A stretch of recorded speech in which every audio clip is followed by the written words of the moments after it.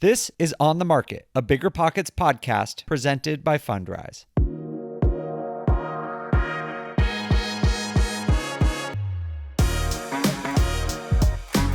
Hey, what's going on, everyone? Welcome to On the Market. I'm your host, Dave Meyer, joined today by James Daynard. James, what is going on, man? Oh, doing well. Just grinding through this market right now. We are in rapid wrap things up. It is definitely been transitioning pretty aggressively in the last 4 to 6 weeks. Well, as we're going to hear from our guest today, who is incredible, the guest today is Cris deRitis, who is the Deputy Chief Economist at Moody's Analytics. He specializes in assessing the economy's impact on household financing, housing, credit markets, and public policy. He's an incredible guest. We had an amazing discussion. He talked about, spoiler alert, he thinks markets are going down over the next couple years, and he's going to explain that in more detail. But with that information, maybe do you have a quick tip for anyone listening to this on how to keep investing and, keep improving your financial position in a market that is potentially declining in the next year? Yeah, it's all about just proper underwriting and buying right now and just mitigating risk. I think the biggest thing that we've been doing, and we even talking to our clients about, is just not rushing into that deal.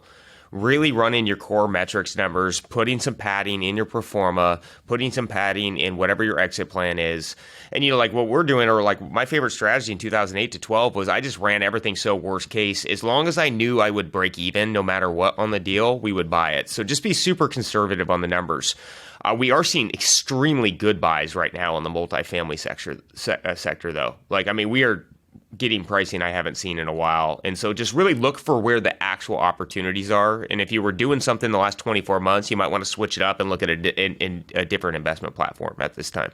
Awesome. That's great advice. Yeah, everyone listening to this, that's what this show is about, is right. There's always opportunity. You just have to adjust your strategy to the market conditions. And I think you're going to learn a lot from this episode. I loved this episode. This was really helpful. We're finally, we're talking to someone who really does economic forecasting and modeling and has, I think, a very sound understanding of what's going to happen in the housing market, not just in the next 2 years, which is important, but over the next 10 or 20 years, which is perhaps even more important for real estate investors who are trying to build a long-term strategy, trying to find that financial freedom.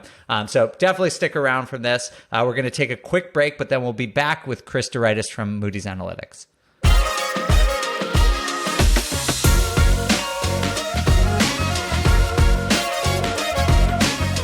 All right, let's welcome Cris deRitis, who is the Deputy Chief Economist at Moody's Analytics, to On the Market. Cris, thank you so much for being here.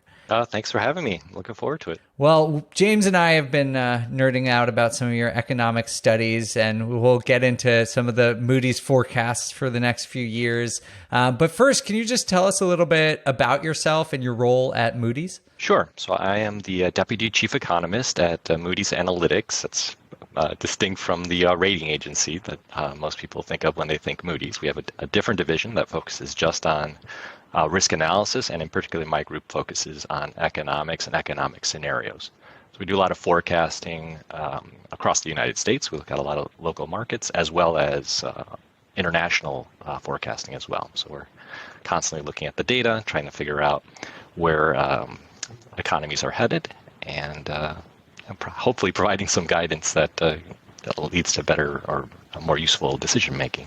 Well, we're super excited to have you. We do a lot of speculating on this show where we read a lot, and I think we're all pretty informed about what's going on in the housing market, but none of us actually maintain economic models or do our own forecasting. So we're really excited to have you on and talk about what you all see happening in the short term, and perhaps more importantly, as we were just discussing before we started, the long-term trends in the housing market. So before we pin you down and ask you what you think will happen next year, can you just tell us a little bit about sort of the variables? Like, what are the factors that you're looking at that impact the forecasting you're doing for the housing market, at least over the next few years?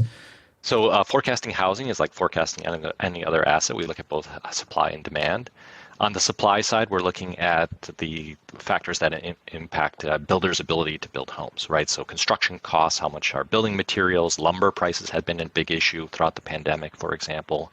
Wages of construction workers and even availability of construction workers is an issue when it comes to building homes. And perhaps more than anything right now, the builders tell us that it's zoning restrictions and other regulations that they face, which really limits their ability to find buildable lots and put up housing. And then on the demand side, we're certainly looking at the cost to borrow. That's the major factor impacting home buyers. Most homes are still financed in the U.S. So as interest rates go up, demand comes down, and we're seeing demand come way down, of course, as affordability gets impacted. So those are just some of the factors that we're looking at.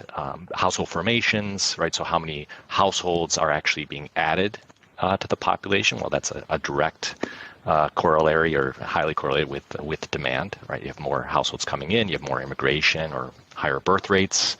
That's going to impact the demand for housing that we need in the country. Aging of the population might impact how many second homes or vacation homes people want as well. So there are a number of factors that we're looking at, but it helps to really break it down into that supply and demand side of the equation. And then from there, we can try to estimate what an equilibrium level of housing might be and where we are today relative to that equilibrium.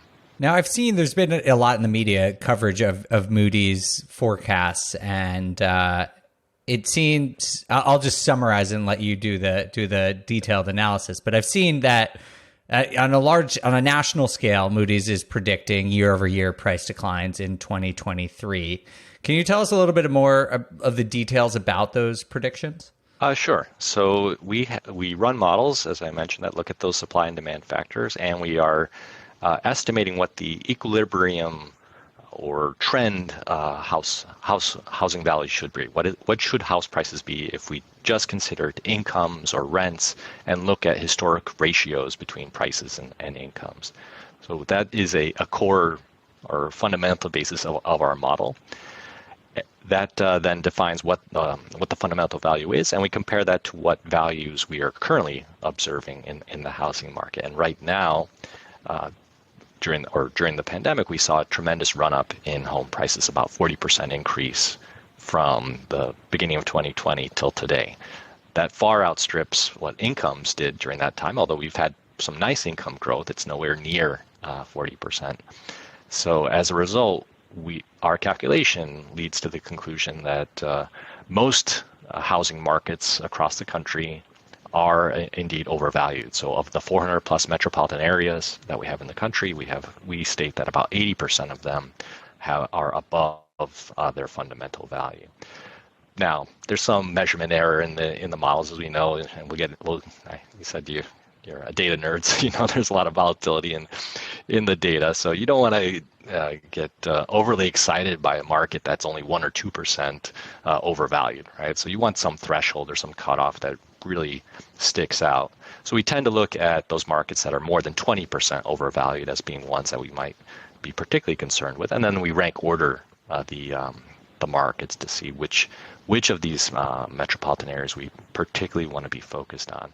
And when we do that, what we find is that many of the markets in the South, and particularly in the Mountain West, did experience very sharp rises in home prices relative to their incomes. And those would be the ones that are most vulnerable to a double-digit type of correction here. So we're thinking about Boise, Idaho, Phoenix, Arizona, Austin, Texas, are some of the major markets. But then particularly concerning to me are some of the second-tier or third-tier markets as well that might be sitting next to major metropolitan areas that also saw a big run-up in prices. And my concern there is that as things turn, they might start to weaken. So, Cris, what you were just talking about, and I was kind of reading online as well, so Moody has predicted kind of like some decline in the market, about 5 to 10% over the next 12 to 24 months. But like what you were just describing to me is like the perfect mixture of what also could be a disaster, and where cost of housing going up by 40%, cost of money now up about 40% on the mortgage cost, and then salaries just haven't quite kept up with that pace. Like I know, like even in the expensive markets, like our tech buyers or our tech markets, we saw salaries increase like 15 to 20%. They made a lot more money on their stock growth than they did anything else, which is now also down. And, so it kind of is looking like this perfect mixture of what also could be a disaster as well, not just a 5 to 10% pullback, but it could rapidly bring pricing down. Why are you guys predicting more of like a conservative drop rather than a rapid with all these things going on? Yeah, great question.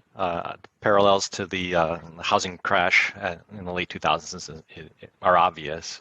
So what's different this time are really two key factors. One is demographics, right? So back in the housing crash of 2006, 2009, we had a small Gen X population turning 30 or in their early 30s, prime age for home buying. At the same time, we were building over 2 million units, new housing units per year. So we had the supply-demand imbalance there. You had a lot of flipping and speculation going on. Today, we don't have that. We have actually the reverse. We have a large millennial population that is looking for housing. We have a housing deficit in this country because we haven't been building over the last decade. By our calculations, we're about 1.5 million housing units short of where we should be. That's on top of just what we should be building each year to keep up with population growth. So you have that underlying demand out there.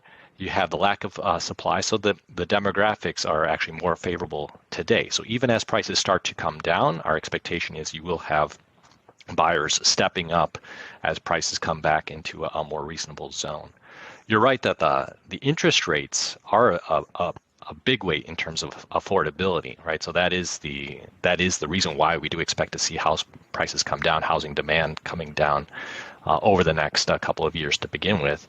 But to really cause more of that snowball effect you're referring to, you'd really need to have labor market declines, right? So higher unemployment, people actually losing jobs, losing their incomes, and unable to make their mortgage payments. The other key difference, of course, today is that the lending standards for mortgages have been much, much stronger than they were back in 06 and 09, right? Back then we had very loose lending. People didn't have to put a whole lot of money down on their properties. Today, home buyers are much more qualified. They don't have these crazy option arms or negatively amortizing arms, or adjustable rate mortgages, and they have much more equity in their homes. So even as prices coming down, most home buyers are still going to be in a positive equity situation.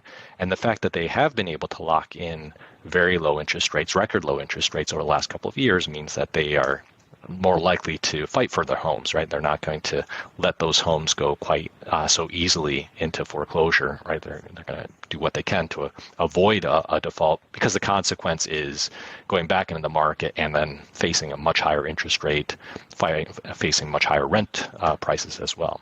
So for those reasons, I expect to see the market cooling here. We allow time for the market to catch up in terms of incomes and rebalance the price to rent or price to income ratios. Yeah. Cris, I saw something the other day, just to reiterate one of your points, and all those are very helpful. Thank you. But just about the adjustable rate mortgages and how that sort of got us into a big part of the mess in 2008, that back then 40% of mortgages were adjustable rate, and now it's less than 2%. So like that just shows you the scale and difference of how lending standards have changed. Yeah. And even the adjustable rates we have today, the adjustable rate mortgages are quite different than what we had back then, right? Today we do have adjustable rate mortgages. You can get a 5-1 arm or 10-1 arm. But even those have very limited or more limited risk than the adjustable rate mortgages we had back then, which may have been adjusting every month or every 6 months, may have had negative equity. So very different situation. Okay, so I have this question I've been longing to ask someone, and it seems like you're the person for the job. So you said that the basis of your model is that you derive sort of this intrinsic value in home prices based off income and home prices and traditionally what people pay. Mm-hmm. That makes sense. But in other countries, like if you look at Canada or Australia or New Zealand over the last couple of years, that dynamic has just fundamentally changed, right? Like the proportion that people are paying for their home out of their total income has gone up and up and up. And we're probably seeing corrections in those markets too. But I'm just curious, like, is there risk of that happening? Like, is there maybe a chance that the United States is heading in this way where people are just going to have to pay way more for housing than they have historically? Yeah, I think it goes to certainly the demographics and the demand side of the issue, right? So from my viewpoint, we do have this housing deficit. We have much more underlying demand than we have supply, right? So you obviously see the homeowners and you see the renters out there, and you get a sense of the housing market from those populations, and you can look at the home ownership rate to see what that looks like in terms of are people able to buy homes? Are we seeing home ownership rates increase? What gets unnoticed is that whole population of young adults in particular who are unable to access the housing market in any way. They're not able to rent because the rents are too high relative to their incomes. They're not able to buy because of the affordability issues. And so they're living with parents or they're living with roommates. And so they kind of fall out of our housing statistics. We don't really have visibility into them. So at the moment, given the demographics, yes, I would agree with you that there's so much demand out there that that is forcing individuals who want to join the game, want to start their own households, to face even higher house prices because of the supply issues. If you look ahead, and I think we'll get to this a little bit later, the demographics are forecasted to change here, right? We have falling birth rates, immigration rates remain low. And so this dynamic could change very rapidly as you go 10, 15, or 20 years out. So I don't expect to see these types of constraints in terms of how much your households are spending on their housing costs to persist forever. I don't think they can. I don't think that's sustainable. So over time, it will adjust as those other demographics adjust. But in the meantime, you certainly can have a bit of a pressure on those households and see that they're spending a lot on housing.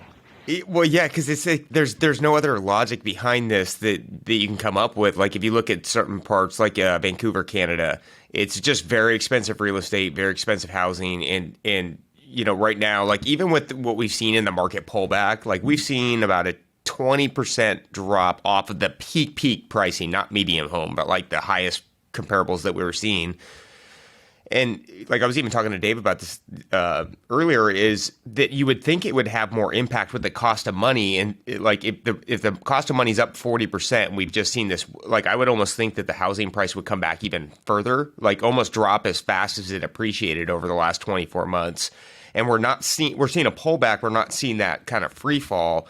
And that's where I'm like, yeah, we might just be in an expensive house, but like housing might just be a privilege going down the road. Like you're going to have to expend a lot of money, and that's going to go into a lot of your earned income is going to be going towards housing costs. And it's, but that's obviously not the healthiest housing, like economy in general. It's like, so how do you even fix that before it just goes off? Like, because I think once it waterfalls over, it's going to be kind of stuck there for a while. Yeah, I'd agree with that. So again, our forecast does have the prices coming in, but basically going flat for the foreseeable future until incomes can approach the type of house price to income ratio that we've had historically. Supply, though, is the real barrier here, right? The obviously rates matter, and higher costs do restrict the opportunities for folks to actually purchase homes. But without more supply of housing, right, this is going to persist, right? You're still going to have too few homes and too many people looking for housing. So that involves changing zoning laws. It involves changing other regulations, right? Things that are very difficult to do because of the NIMBYism or the other trends that we've seen. Another fact I can throw out there in terms of like a Vancouver market is also the reduction now of foreign home buyers, right? Given the strength of the dollar in particular, you are seeing that foreign home buyers no longer find the U.S. or even Canada particularly attractive for them to invest in. So that actually could have some beneficial effect for the the domestic home buyers who might be looking to buy. So that could have some offsetting impact. But that is a delicate equation there in terms of how that dynamic plays out over time. Yeah, Cris, I really want to get into that supply issue and some of the long-term things. But before we get off sort of the short-term forecast, you had mentioned sort of Mountain West markets, Boise, Phoenix, you named a few. Yeah. What is sort of the downside forecast for that? Like, how bad do you think it could get in some of those markets? And then on the other side, are there any markets that you think will keep growing even in this environment? Yeah, great question. So I think 15-20% down from the peak. So peak was probably second quarter of 2022 for most markets, or maybe a little bit of variation there. But if you told me Boise is going to be down 15-20% over the next couple of years, I wouldn't debate that.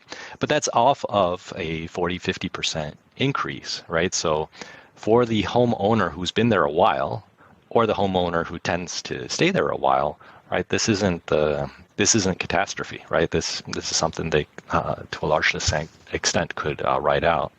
It's the buyer who bought recently, right? Bought at the peak. That's the one, of course, that's most at risk. So there is the chance that things could snowball a bit, but by and large, there's a lot of equity that folks have that we'd have to burn through until we really start to do damage to those markets.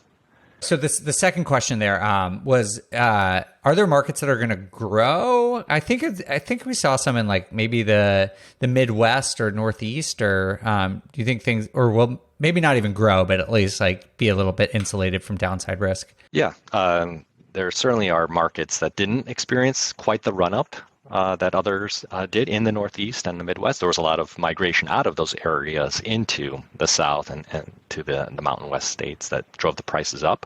So there are values there. And certainly, again, for these millennials or younger homeowners or home buyers looking for a place, there are more opportunities perhaps in some of those areas than what they face in those more competitive markets. And with remote work, right, being an option for more and more people, that I would expect to see some stabilization in those markets, even potentially some growth for the ones that really didn't experience much of a rise during the pandemic. So is that how you guys kind of came up with most of those metrics? Was like, I saw like Albany, Georgia, Columbus, Georgia, were like areas that you guys predicted would actually have 5% growth in those markets. Was that in the basis behind that is based on housing prices and income, right? Those are the two main factors that they're looking at. And because those markets didn't skyrocket in the second quarter, that's why you're kind of predicting more steady growth. Like the ones that basically didn't hockey stick up in that second quarter are the ones that are going to be the healthiest. Yeah. For the most part, there are some markets that actually did experience a lot of price appreciation that we don't have as being at high risk because they maybe were dominated by individuals who brought a lot of wealth with them, right? So you did have folks moving out of the Northeast, accelerating their retirement, some wealthier individuals moving to Naples, Florida, for example, and prices in Naples really did go up, or Miami, they went up a lot, but they also brought a lot of income with them or a lot of other wealth that might offset the risk that they would have to or be forced to sell in any type of downturn. So, you want to be a little cautious to just jump on the markets that saw a lot of house price increase and assume that they're going to reverse. There are some other factors out there that might offset those risks.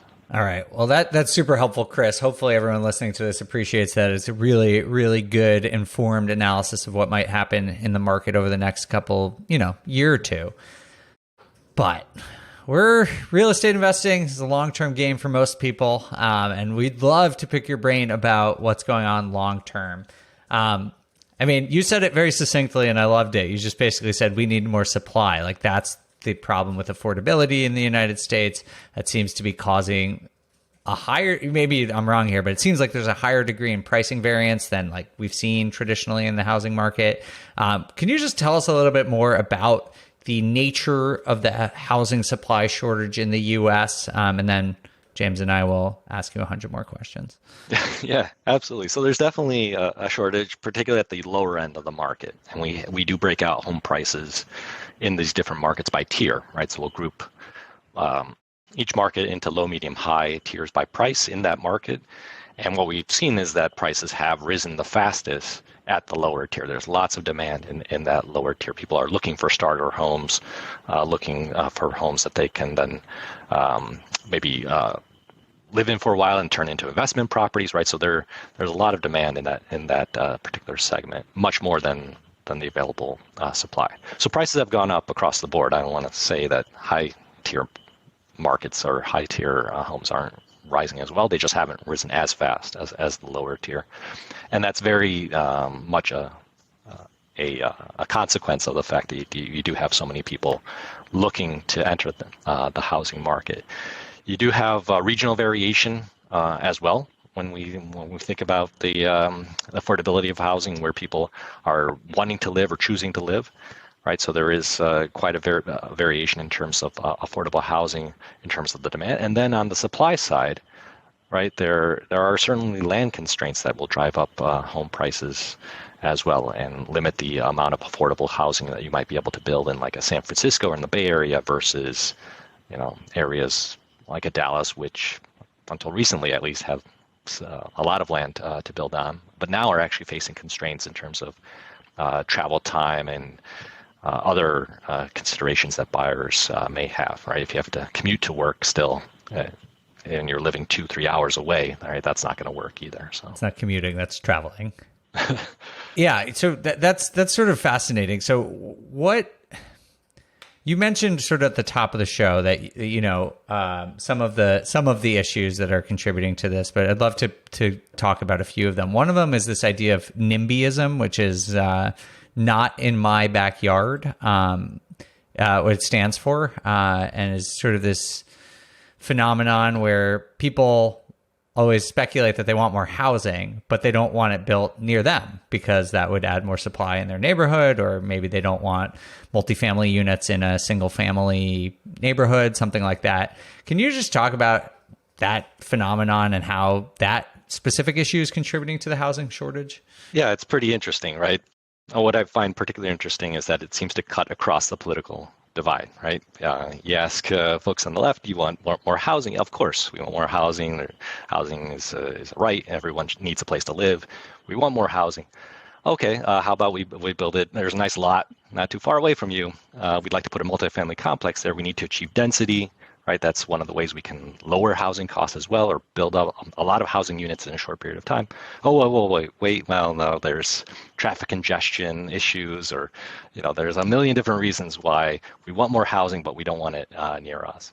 And the same kind of talk does apply on the right as well. People are the arguments typically given over on that side are, well, everyone should have a right to do with their property what they wish. So there's property rights issues, and yet then there's still this concern about traffic and congestion. Oh, well, maybe we do need some zoning and restricting things. So it's very difficult when we have local control of communities that are deciding on their own zoning laws to then impose or change the system, right? There are ingrained interests, right? If you're already in the club, if you're already a homeowner, right, it is in your interest in some sense to keep restricting the supply, right? That does drive the price of your individual property upward. So it's a very difficult situation to get around. There are a few states now that are challenging or have introduced some relaxation on zoning, and that will help. But even those will take some time. And even though you might have the right to build multiple units on your property today in some jurisdictions, it still may be difficult to actually execute on that option in a cost-effective way. So it's not a short-term solution. It is part of the solution, but it's not something that gets us there rapidly. Yeah, and that's actually been a struggle for us in the local Seattle market is, we had a lot of upzoning over the last 24 to 36 months where they actually allow you to expedite your permits to put in affordable housing or detached ADUs and DADUs. And what they've gone with the zoning, they want no more McMansions. They don't want they actually shrunk the FAR ratio, the floor air ratio coverage or floor area ratio coverage. And they've done that because they don't want these big houses getting built, and they want a bunch of smaller properties in more affordable housing. But the main issue is the cost to build is extremely expensive because the units are so small, and you still have kitchens, you still have bathrooms, and the core cost. And so there was this big fad of these things getting built throughout all of Seattle for an 18-month period, and now the brakes have been hit because the cost. That's the problem, is they've upzoned it, but they haven't thought of it all the way through because the replacement cost is still so high, you can't really make it work right now in today's markets with the current rates and the current pricing. And so we actually did see this oversupply, and we have seen a little bit of pushback. A lot of the people in Seattle, they wanted the affordable housing, but now with all these little detached ADUs throughout, it is, it does affect the neighborhood profile. It affects how the neighborhood feels in the character. And then the parking and the traffic is an issue. And, these are things that I think it was working well in some markets for like a 2-year period. Now it's like, here's this pause. We need to rethink a couple things through. And mostly I think that inventory is going to stay lower though, just because the cost to build is too high. Like it was costing us, like we build townhomes in Seattle for around $300 a foot, start to finish. And the ADUs and the DADUs, or the cottages that you could build, were costing us nearly $400 a foot because they're just so small. And so why would you build them at that point? It just didn't make any mathematical sense. And then that's caused the dirt to come down quite a bit over the last 2 months. But it's like they've started to figure out the affordable housing, but they haven't made it. It's like they haven't figured out how to make it affordable. So it's just the pricing's so high on these things. It didn't fix the issue. And it's like, I think the only way to really fix it is to be honest, the government's probably going to have to subsidize building costs a little bit on those. If they really want affordable housing, they're going to have to keep that number down because it's causing pricing to be up 20% across the board. Yeah, I think, one problem in housing in general is just the haphazard nature of the rules and regulations, right? It's not that we plan these things in a very systematic or well thought out way. We're reacting, right? We make a change here. We don't fully think through all the consequences. Maybe we can get there is a fad or a trend that starts in one area, but now all of a sudden we do have congestion, and all these concerns of the NIMBYs do have some legitimacy. So how do we think through those in a more constructive manner? And you're right, the builders, they have a profit motive, obviously. So even to the extent that they want to build more affordable and they're on board with the building more affordable housing, they face challenges when it comes to building costs, availability of labor. So it's a shifting market from that perspective as well. So.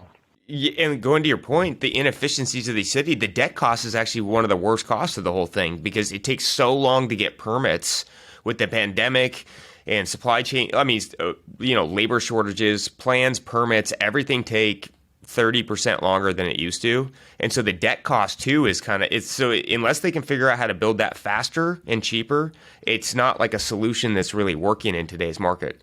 Yeah, I would think that a shorter term play could be to focus a bit more on all the vacant housing that is out there.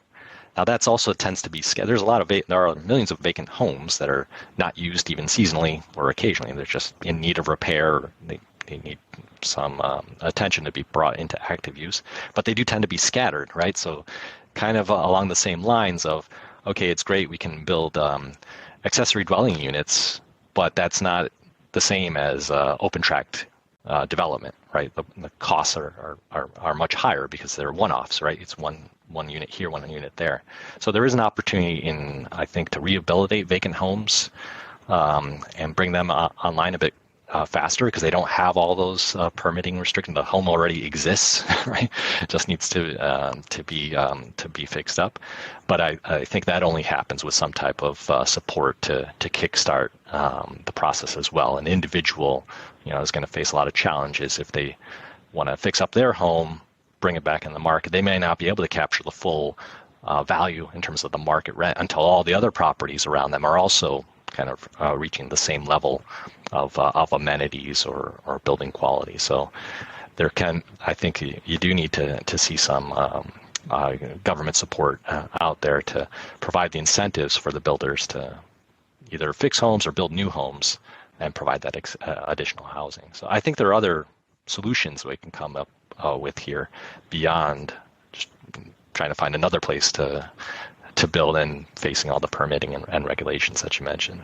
Are there any other solutions? I know you're not a politician or a policy firm necessarily, but are there any other proposals or ideas that you think could help alleviate building costs and bring more supply online?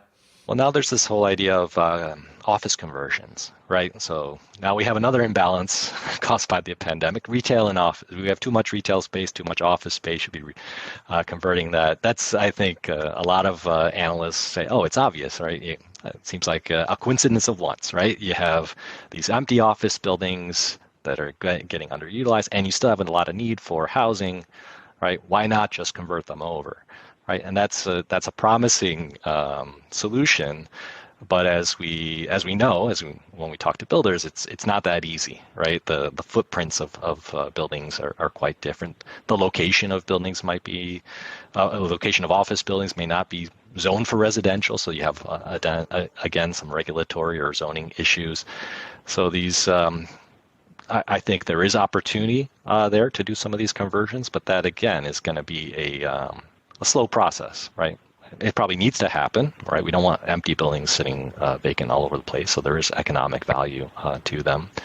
But no, I don't see any quick fix. And a lot of the proposals that have been put forward really are focused on the demand side, right? They're looking to bring down the cost of financing. And that's all good, provide more opportunity, open up the credit box. That's good. We need to focus on those opportunities as well. But until we fix the supply issue, I don't see that will really address the needs of all the people who want to start homes or start households and buy homes. Yes, I'm so glad you said that, because I agree. Like, short-term demand side alleviation can help, and like people need housing. We need short-term stuff, but the only solution is more supply. Like, I just don't understand how.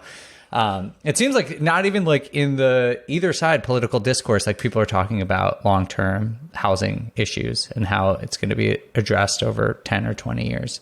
Well, so that gets to the long-term, right? If you look beyond the next 10, so the next 10 years are going to continue to be a struggle, because you do have this millennial population that is the largest generation in their early 30s, right, looking to buy homes. They're delaying those home purchases because they can't afford it, but they're going to continue to want to purchase homes over this period. At some point, they will start to age out, right? At the same time, we have baby boomers, their parents, who at the moment are choosing to age in place, and may even have 2-3 properties, a vacation home, maybe investment home, property as well. So they're actually soaking up some of the demand for housing as well. Well, eventually they're going to be downsizing as well, right? Either by choice or as they move on, right? Then you're going to have more supply coming online from them. So there is a potential here for the reverse problem to occur in terms of oversupply of housing, I should say 20 years from now. So as the population ages, as the birth rates come down, if we don't change our immigration policies, we could be in a position at some point where actually you have too many houses. Now, too many houses, it's likely that we have houses in places that people won't want to live. So if you look, I always look to Europe as my guidepost, or look to Italy as a good idea of where the future is headed. You have this aging population. The $1 houses? Yeah, so very possible that you will have some areas of the U.S. where people will no longer want to live, or won't be cost effective for them to live there. So you could have that phenomena, and perhaps even more importantly, you might have housing structures that are incompatible with the demand, right? So we have these 5-bedroom, 6-bedroom homes, but in the future we're going to have even more, single person households, or 1-child, 2-child households. So we might not need those types of structures. So how do we then redesign or redeploy that housing as well? So when you think about how does this housing deficit get resolved, well, it will resolve itself to some extent because of the demographics, but it still might not be efficient use of all the housing stock we have once we get there. There's going to be a lot of house hacking going on where people are just renting out these big mansions room by room. Or you're just living in by yourself, just partying, staying in a different bedroom every night of the week, just. Well, to your point, Chris, like you see, like I was joking, but like in Italy, like there is $1, like they do offer these incentives to people to move where there's housing supply and no one wants to live. And obviously it feels like we're very far way away from that in the US. But to your point, like with a declining population, that's that does seem like where we're heading unless something changes in terms of population or, lower construction rates or something like that. Yeah. And so I would assume that the construction rates will adjust, right? If that plays out. So it's really the demographic story, the immigration. If birth rates all of a sudden start to pick up, right, then that's maybe a different story. But we don't see those trends, right? And even on the immigration front, either from domestic policies, it doesn't look like we're changing anything, but then we may even miss the boat. Other countries are experiencing the same type of population slowdowns or declines. So there may not be as many immigrants globally that are available, and they may choose to go to other countries, go to Canada.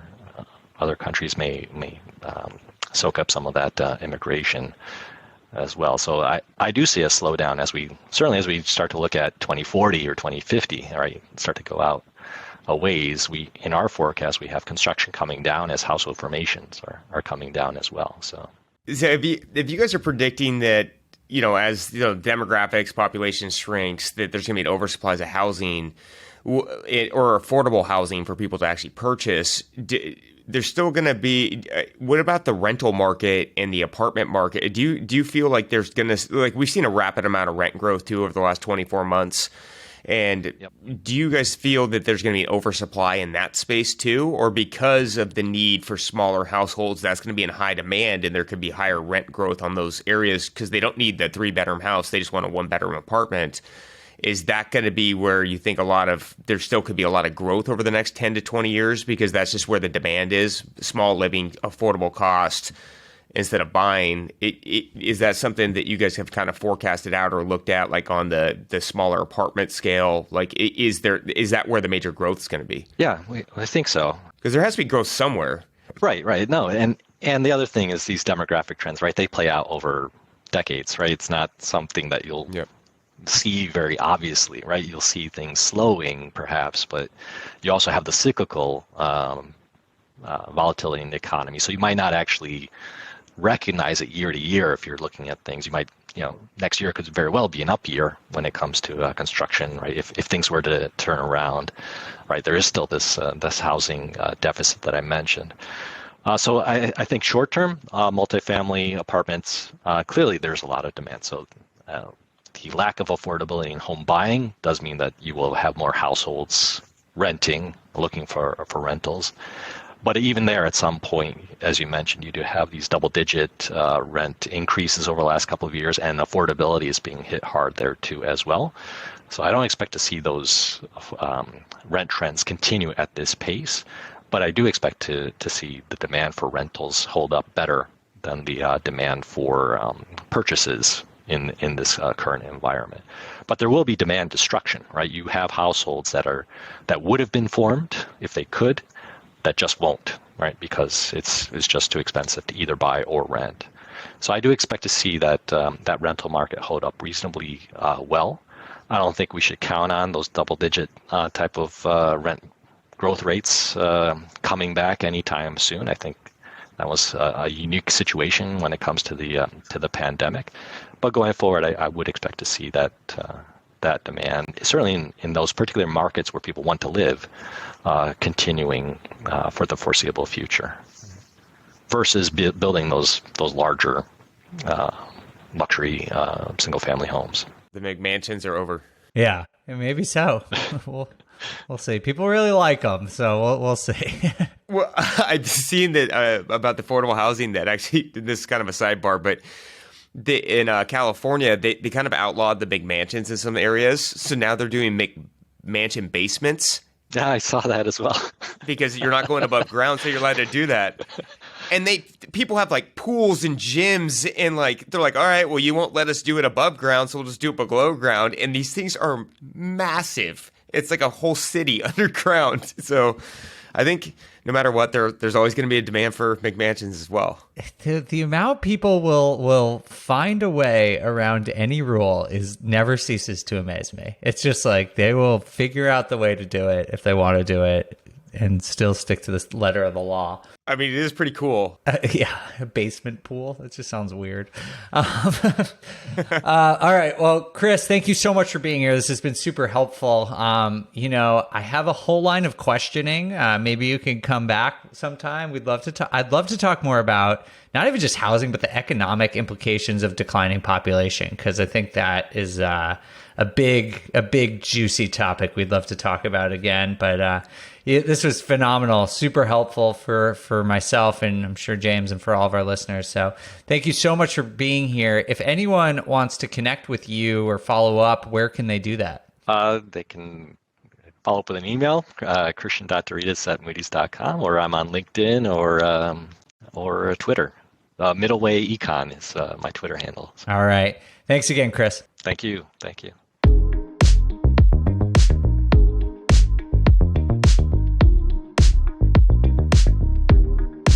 All right, we got a debrief about that. But did your lights go out during the middle of that recording?